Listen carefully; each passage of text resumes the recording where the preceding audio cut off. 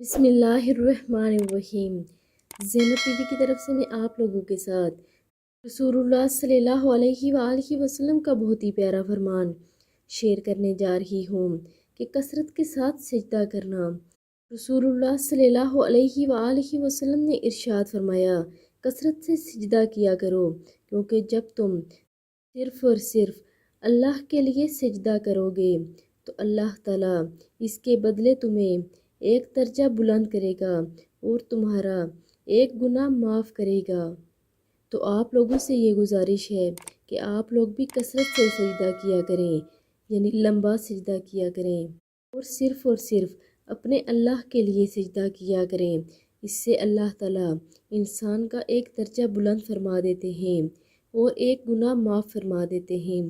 اللہ رب العزت ہمیں عمل کرنے کی توفیق عطا فرمائے۔ آمین ثم آمین۔